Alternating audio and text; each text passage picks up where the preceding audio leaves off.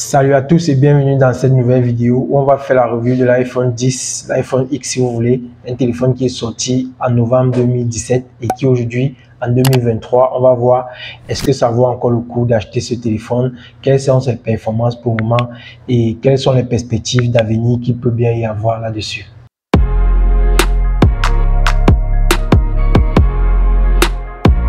En effet, l'iPhone X est le téléphone que Apple a sorti pour marquer sa 10e année d'existence et dans laquelle il avait mis à l'époque toute sa technologie, tout son savoir-faire et qui avait fait vraiment un grand tollé à sa sortie parce qu'il avait apporté avec lui cet écran avec l'encoche, chose qui n'avait pas encore été développée sur des téléphones et chose que beaucoup de marques ont dû copier par la suite. Il avait apporté également avec lui le Face ID parce que sur cet iPhone qui était un écran bord à bord, il n'y avait plus possibilité d'avoir le bouton de déverrouillage. Du coup, il a apporté un système de déverrouillage 3D qui permettait de déverrouiller son téléphone juste avec son visage. Aujourd'hui, en 2023, je dirais d'entrée de jeu, c'est un téléphone qui est toujours d'actualité parce qu'il renferme des capacités et des qualités qu'il y a même d'autres téléphones fraîchement construits n'ont pas. Par exemple, on ne va pas douter ici, la qualité photo et la qualité vidéo des iPhones sont toujours largement au-dessus de la moyenne des autres constructeurs. Et aujourd'hui, en 2023, l'iPhone X renferme toujours ces qualités-là parce qu'il a des mises à jour. Voilà, aujourd'hui, par exemple, il est en train de recevoir la mise à jour, la dernière mise à jour de l'iPhone, notamment l'iOS 16.3.1. Et c'est tout bénéf parce que lorsque vous recevez des mises à jour comme ça pendant plusieurs années, ça apporte encore de la sécurité, ça optimise davantage votre téléphone. Je tiens à rappeler sa fiche technique à la sortie. C'était un téléphone qui faisait 174 grammes sur la balance. C'est un téléphone dont l'épaisseur n'atteint même pas 8 mm. C'est un téléphone qui a 7,7 mm d'épaisseur, qui a une seule carte SIM. C'est un téléphone qui a le Bluetooth 5.0. Déjà à l'époque, en 2017, c'était pas courant. Le Bluetooth 5.0, c'est cet équipement-là qui vous permet d'avoir une bonne qualité sonore. Si vous mettez par exemple des écouteurs comme ceci, vous avez une bonne qualité sonore et la distance peut aller jusqu'à 15 mètres. Et également, vous pouvez connecter beaucoup d'autres types d'appareils avec des vitesses de transfert de données très élevées. Donc l'iPhone 10 déjà à l'époque avait le Bluetooth 5.0.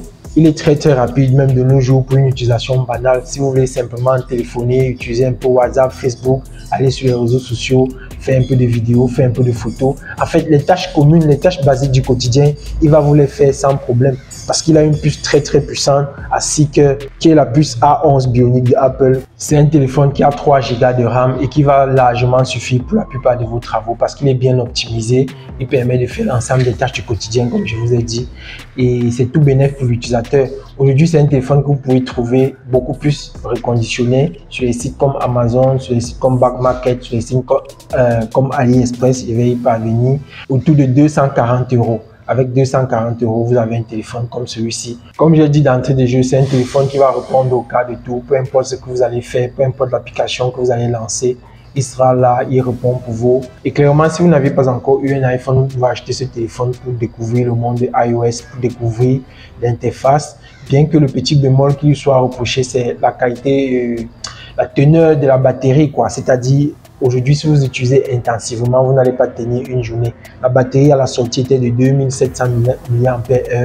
Et aujourd'hui, si vous utilisez pour aller sur les réseaux sociaux, faire des photos, faire des vidéos, il est fort probable qu'avant la fin de la soirée, vous ayez besoin de le mettre en charge.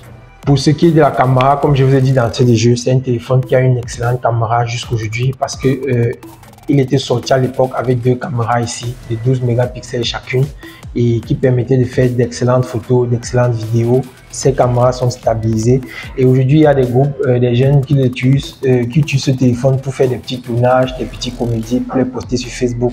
Et la qualité, bon, si vous n'êtes pas un expert, si vous n'êtes pas trop exigeant, la qualité passe parce que c'est stabilisé et quand il y a la lumière beaucoup plus dans la journée, les vidéos sont de très bonne qualité. Pareil pour la caméra selfie. La caméra selfie ici, c'est un appareil photo de 7 mégapixels qui peut faire les vidéos jusqu'à 1080p à 30 images par seconde et qui suffit largement pour faire des vidéos de téléconférence, des selfies, des posts pour Instagram. Et la caméra arrière, j'ai oublié de dire tout à l'heure, elle peut faire des vidéos à 1080p jusqu'à 240 images par seconde. Mais si vous allez faire des vidéos de 240 images par seconde, rappelez-vous que la capacité sera très élevée en matière de poids. Donc ça, être un expert en matière de téléphone, simplement à mon niveau, avec une simple utilisation au quotidien, je dirais que cet iPhone X reste encore un meilleur téléphone pour celui qui veut entrer dans le monde des iPhones et qui n'a pas l'argent pour acheter peut-être les derniers sorties. Il peut très bien acheter cet iPhone, commencer à l'utiliser, il ne sera pas déçu. Parce que son plus gros avantage, c'est que vraiment, il claque la concurrence. Les petites marques du quotidien, là, ça n'a rien à voir avec l'iPhone. Lorsque vous ouvrez votre téléphone, vous voulez faire une tâche, vous ouvrez la tâche, ça opère la tâche tranquillement, quoi. Donc, peu importe ce que vous avez lancé, ça va le faire pour vous au calme. Et vous serez très satisfait. Est-ce que vous avez déjà eu à utiliser cet iPhone X et aujourd'hui vous êtes sur quel appareil? Pensez-vous que vous pouvez quitter de l'Android pour aller du côté des iOS et commencer à utiliser cet appareil pour une première fois? J'espère que cette vidéo va vous plaire et sur ce, on va se voir à la prochaine.